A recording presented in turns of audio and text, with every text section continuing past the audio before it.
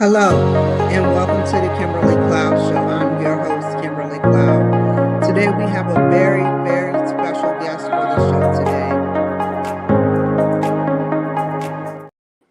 Hi, everybody. Welcome to the Kimberly Cloud Show. I'm your host, Kimberly Cloud. Today I got a very, very special guest here for the show today. Can you go ahead and announce to the world who you are and where you're calling from? Absolutely. Thank you for having me. My name is Leanna DeBellevue. I'm the owner of DeBellevue Consulting, and I am calling in from sunny Arizona. We're in Queen Creek, Arizona. Okay, and can you tell me about your past leading up into your present? Absolutely. So it started, my entrepreneurial journey, I think, started about 16 years ago. I became a business owner. They said, do what you love and you'll never work a day in your life. And so I thought, I got to figure out how to make money on social media. I loved scrolling and could easily get lost in social media. So I decided to open a social media marketing company.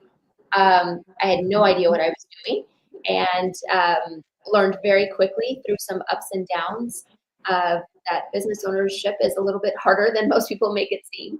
And but was very blessed. And within 15 years, I had turned this little side hustle fun gig into a international marketing agency, helping clients in 22 countries, and I had an entire team of people. So in August of this year, I actually sold our agency. It was time for me to pass the baton onto people who had a passion for it and wanted to take it to the next level. How And did this shift your life? Just giving up your business after 16 years. yeah, no, great question. It changed everything. It was my phone was glued to me for the last 15 years. Every text message, every phone call, every email, just 24/7. I felt like there was an expectation that I had to respond and respond quickly and putting out fires. Um, and I remember the first time my phone, like I woke up and I didn't have half a dozen messages from clients or from staff or from anybody. And it really made me understand how much of my life I had been pouring into this business for the last 15 years. And it's been very, very refreshing. So many people are like, what are you going to do next? In that moment, I just wanted a minute to just not do anything.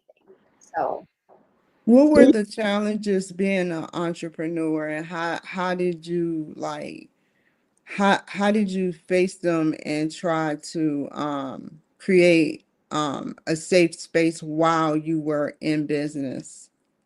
yeah, I think you just said something very significant, which is creating a safe space. I think as business owners, as entrepreneurs, there's so much noise around us. You have to do this to be successful. You have to do this. You have to buy this. You have to be here. You have to talk to these people. And the truth is, you really don't have to do all of the things. I think as business owners, what we create is kind of like our baby. We know the right things to do for it. And sometimes you have to quiet that external noise to know what to do. Um, but I think what really, there's two things that brought me success in life. The first thing was my faith, absolutely. But secondly, has been having a group of other business owners who are forward thinking and who are more worried about straightening each other's crowns than they are about tearing people down. Having that safe space to communicate. Other business owners, do you have any advice for that? Do you like to keep it diverse? Do you like to how do you do it, and how did you do it? Do you think the smart thing to do would be to have business partners that are like multiple, people of multiple races?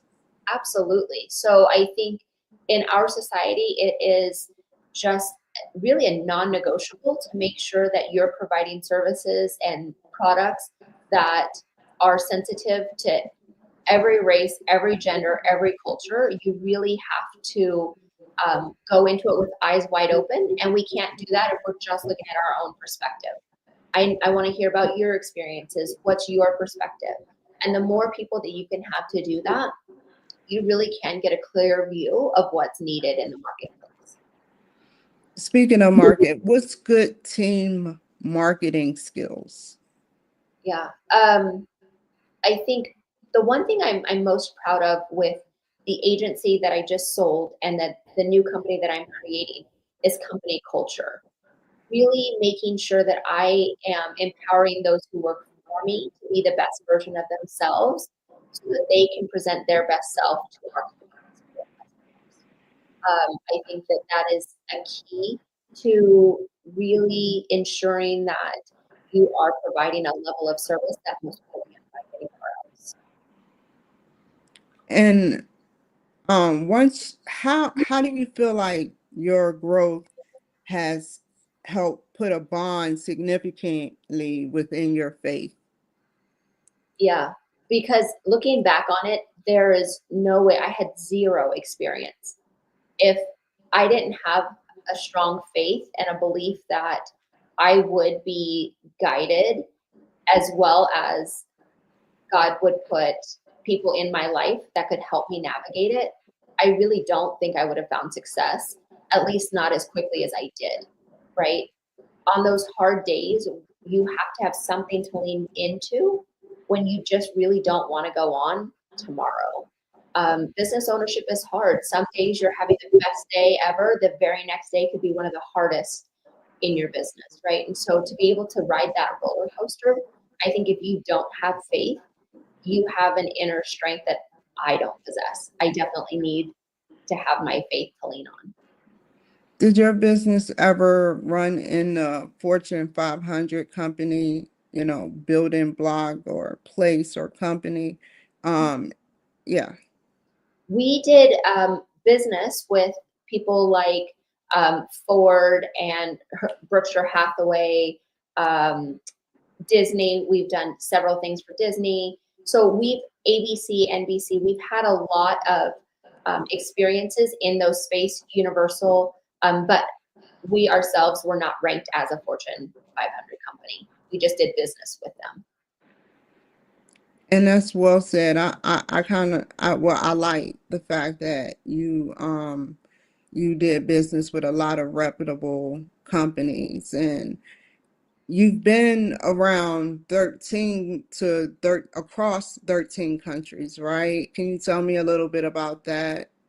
Yeah, absolutely. So I was given an opportunity to speak on several different stages, both here in the US and internationally. And I talked to people a lot about having the courage to fail. I think we touched on this for just a brief moment before we came live. And I think that there is a responsibility that successful business owners have to people who are maybe just starting out or might be struggling to be real with the ups and downs of business ownership. It's not fair to just show the highlight reel. And so I spoke on stages about having that courage to fail and just look at it as a redirection and getting you back on the right track. So that has been, and I've gotten such wonderful feedback when I talk about that topic versus anything marketing wise. And define fail. How is it okay for an entrepreneur, and why is it okay for an entrepreneur to, and how would it benefit for an entrepreneur to fail? Yeah. I think my goal is to fail fast. And the I reason like why that. I say that, right? I got to get back on track. If I see failure as a redirection, all it's doing is telling me this isn't the answer. Why do I want to keep going down a road that's a dead end? The sooner I can find out that it's not the right road, the shorter the distance is back to my starting point for me to start another opportunity, right? I think it's unrealistic for people to think that they're not going to fail. I think most business owners fail epically multiple times in their business. And I think most of us fail every day at something, right? But instead of focusing on those fails, I look at it as okay, great. This is one way that won't work. What are some ways that will? And I've become very thankful for those failures because again, I would much rather learn early or soon that something's not the right path than get so far down the path, realize it's not the right path, and it's too late to turn back. How does failures make in your life make, like, how did it make you strong, and if you can give an example of one. Yeah. I had a really big one about 9 years ago. I partnered with someone who sold me a bill of goods. They were going to provide a certain level of performance for our clientele. I brought them in. I thought I did the vetting process. I hired them, brought them on board, and they ended up way under delivering for our clients. It was an epic fail. And my name and our brand endorsed this person, right? I literally went from having full trust from my clients to everyone saying, how could you do this, right? How could you make this big of a mistake? It was embarrassing. It was somewhat public, like within our inner circle, it was public. Um, and that one brought me to my knees. That one did not know if I was going to be able to recover. And then I had a mentor tell me that the second you shine light on it and you take accountability for it, people can't use it against you. So I did. I came out. I was very honest with it. I made a mistake. I trusted someone that I shouldn't have. I, in turn, allowed you to trust them. I take responsibility. I'm sorry. I'm learning. I will do better. And in that moment, nobody else could say anything to me about it. I was acknowledging it, right? And that's when I learned that failure in reality is typically not as bad as you make it out in your mind. In my mind, it was this huge thing that was going to destroy me. I was going to be homeless and no business and no money and all of these things, right? When the reality is, I just had to have a really awkward conversation and people gave me grace. So once I realized that failure, the majority of it was in my head, it became less scary. Well said, Leanna. How does your team building skills, like when you had your business, how do you rate your team building skills, like low, moderate, high when it deals with shuffling different groups and different employees? How do you rate yourself? Please be high. Honestly, I think that was my only focus. My focus was growing my team in a way that they felt loved, supported, free to make, suggestions. Honestly, free to fail. If we try something and it doesn't work, let's try something else. My company culture was my number one priority from day one. Creating a workplace that was diverse, that had inclusion, that I trusted the team that I brought in to be able to do their job. I told them, and I believe I showed them, that I believed the best in them.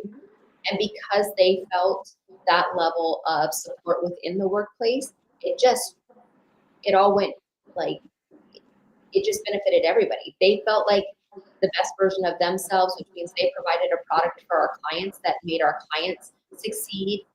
The way they communicated with our clients was well received. And honestly, selling the business, the only part that I felt really tug at my heartstrings was having to tell the team that I was leaving. And every single person on my team cried. Ooh. So to me, you can always think you're a good leader. That's fine, right? But when you see people say, I am a better person because I worked for you, like when you get that feedback, dude, that made the whole 15 years worth it right there. Yeah, and you did a damn good job. So, how do you produce good copies of employees? How do you produce employees like that? You did a good job. So, how did you produce what was your strategy? Did you use leadership skills, like what leadership skills? I know you use leadership skills, but what leadership skills? I think I led with two things. One is with empathy, right? We're all human. We're all doing the very best that we can. And I truly believe that. I believe that everybody is doing the best they can every day with the tools that they are given, right? Not everyone has great tools, so maybe they won't behave in a great way. But I genuinely believe the best in people. And I led with that. I let them know we're human. We're going to make mistakes. The second thing is that every opportunity I have to find ways to praise them, I do, right? And I told my team at the end of the day, just like I can stand on stage and take accolades, I'm going to take the negative. So if you are ever treated in a way that is unkind or unfair, I got you. If you make a mistake, I'm taking responsibility for it. So once my team knew that I genuinely had their back, we just exploded. They came to me with great ideas. They wanted to implement new policies, new procedures, and I trusted them in their position to do the best that they could. And they did. If I had tried to micromanage them, I would have never had a product that was amazing. My team, every single person on that team surprised me every day with their ingenuity, with their dedication, with their just true desire to do a great job. So 99.9% of my success has to do with the team, period. Obviously, you screened them, so I wanted to know what was like the red flags with the certain people that wanted to be on your team, but you didn't. You said that's okay. You passed them for the team that you mold together. You molded together. So how did you feel about that? Yeah. The one thing that no one on my team could have, and I didn't really notice it until I've been asked a question like this, was humility. The second someone would interview with me and tell me why I'd be lucky to have them, come work for the company or what they're bringing to the table, that wasn't a good fit. Our company culture was very much teamwork. And what you can't have in team is someone saying, look at how great I am. That's not good for team. I think a lot of people would interview with us and think that they were, if they impressed me, they would get a position. And it really wasn't that at all. It was people who were like, I think that I have all the qualifications and I'd really like an opportunity to show you. Or they would ask questions about the team. Tell me about company culture. They would ask about others. And I think what our team has that I wasn't able to identify in the moment until after I'm now looking back on it. Okay. And how did your genuine empathy help you when you learned about take me down the road you learned about how empathy can change people's lives. And you get what I'm saying? Yeah, yeah. Okay. It was modeled for me. So my very first job, I was 18 years old. I was working in a restaurant as a waitress, and some guy yelled at me because his burger was not right. Like literally yelled and was like, I went back in the walk-in cooler and I'm crying, right? I had a manager come up to me and he said, you know what? He goes, I'm going to handle this guy. But you need to remember this is burgers and fries. No one is going to lose their life if their burger's not right. No one is going to die if you don't get their fries out in a certain time, right? And he said, people are not always going to show up as the best version of themselves. That's about them, not you. So when someone is unkind, you need to just tell yourself it's burgers and fries, right? And that de-escalated the situation. I've never forgotten that lesson. And I've told my team, it's just burgers and fries. If something happens on social media and a post goes out an hour early or, it's got the wrong punctuation, well, obviously we want to correct it as quickly as possible. It's burgers and fries. No one's going to die. No one's business is going to be destroyed, right? Like, and because it was modeled for me and I know what an impact it had for me, that's what I've taught my team. It's burgers and fries. What was your SWOT in your business plan when you was in business? Yeah. My strength was the team. My weakness was myself. Got my own way a whole lot of time. I overthought everything. Oh yeah. Yep. Myself was the weakness. Opportunities everywhere. I really stopped looking to identify opportunities, because the best opportunities in this journey so far have come from places I would have never expected. I'm looking over here and an opportunity pops up over here, right? So I think for me, those are the biggest lessons. What about the threats? The threats, myself, Okay. my mindset, and people who are trying to take advantage of what I built. Understood. Can you tell me more about those people without like use a pseudonym or something? I would love to know. And Yeah, how did you overcome it? absolutely. It took me a long time to realize that not everyone who's in your corner is cheering for you. So often other business owners would come up and they would be like, "Oh, you're doing great at this, you're doing great at that." And then I'd hear that they were talking about us, or they, were questioning some things that we were doing. And I learned to listen to people. How do they talk about others when those people aren't around? Because how they're talking about others is how they're going to talk about me. So that changed the trajectory of our business as well, is realizing that the threats are oftentimes business owners who are afraid to grow. They're afraid to take the leaps of faith that you did. They're not building. And so instead of focusing on growing themselves, they're looking to attack others. And most of the time, I would say a majority of the time, people will do it with a smile on their face. That's sad. And that's true. How do you feel like people like, speaking of this, how do you feel like people like Mark Zuckerberg or Elon Musk? Do you feel like that is why they downsize companies a little bit back and forth, on and off, like the stock markets? I think when you get to their level, you have such a different level of responsibility. It's not only to your team or to your customers, it's now to anyone that holds a stock, right? So I don't even know. I think that they do things that are strategic and are really not driven off feelings, right? They make business decisions, not personal decisions. If the best thing that's for their business is for them to lay off 15,000 people the day before Christmas, they're going to lay off 15,000 people the day before Christmas, right? Because at the end, the short-term pain will result in long-term gain. I don't think I have what it takes to ever be at that level, because I don't think I can ever take the humanity out of my business, right?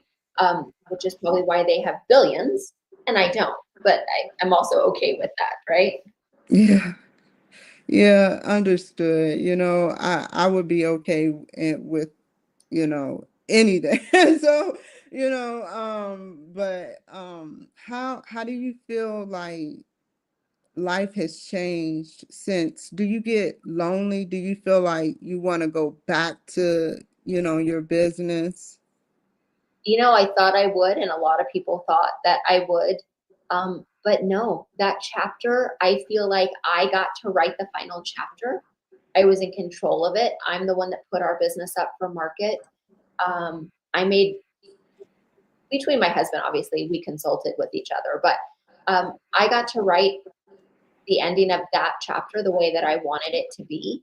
And I think if I had lost the business because of AI, or clients just fell off, or whatever the reason is, and I wasn't able to go out on my terms, I think I definitely would. But now that I'm starting this next phase of business, which is actually having conversations with business owners to help them feel empowered to make those growth changes, it's been more fulfilling. So I'm not lonely. In fact, I'm just really enjoying this level of peace that I'm having. Well said. And where are you going in the future, like with everything? Yeah. I want to Um, know about your future. Thank you. I started a consulting business to help business owners get out of their own way. We are the bottleneck. We are the reason why things don't move forward. a lot of the time. And just having, my goal is to create a safe space for people to be able to have those conversations. Here's what's not working, and I'm not quite sure why it's not working, or here's where I am, and I'm not quite sure how to get to that next level. Because you can't share your struggles with everyone. Like I said, not everyone is in your corner. So creating a safe space where they can brainstorm and come up with a solution without being guarded, is what the next phase is for me. And in that, I know the impact is so much more potentially than even with what I built with the business. With the agency, I just impacted one business, my own, right? Now, if I'm helping other businesses and other business owners, I'm helping hundreds or thousands of businesses grow and get to that next level. How did people try to attack your weaknesses and threats, and how did you learn and turn into Leanne Bellevue 2.0? How did you learn and put a filter on their, tormenting? Whew. People come at you again from the most, I mean, all over, right? I don't know if I figured out how to not care yet, but I have a supportive family. I have a supportive husband. I have supportive friends that when I hear it, they come at me, they speak truth to me, right? This is what's being said, but here's what we know to be true, right? And they make me fact check that for myself. But I am very much human. I do care. I want everyone to like me. I want to, I want to only experience love and great things, right? So it does still hurt when I read. A lot of times I don't read comments. And when someone comes at me with a rumor, before I even hear the rumor, when they say, "Oh, did you hear what so-and-so said?" I always say, "Wait, why did they feel comfortable coming to you with this kind of information?" Right? Yeah, yeah. Because people who are in my inner circle, they know not to say anything to them about me because they know that that's not going to go over well. Right? And they know it's going to come back to you. Exactly. So if you have the answer to that, I would love to hear it. If you have a guest one day who has an answer, please share it with me, because I think that's the one thing I think I'm always going to struggle with is, I always want people to see that my intention is just to help, and that I try very hard not to talk about people. I don't want them talking about me, right? So, Especially in a negative way, yeah, it's hard. Why do we have to do that to each other? Yeah, Yeah. I'm glad that you're saying this. Thank you. Yeah, and if you had to give any form of advice, before we end, what form of advice would you give to, more advice would you give to an entrepreneur that want to be in your shoes? If you want to grow and you want to get to the next level, focus on yourself, being the best version of yourself, because how you show up for one thing is how you're going to show up for everything.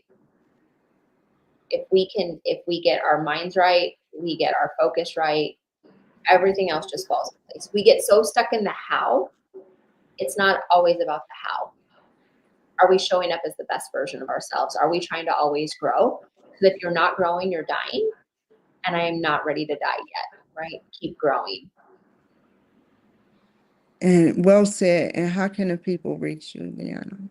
Absolutely. So all of our handles are at DeBellevue Consulting. My email is info@debellevueconsulting.com. I'm happy to respond to people. A lot of times people don't think it's actually me that does the responding, and it is.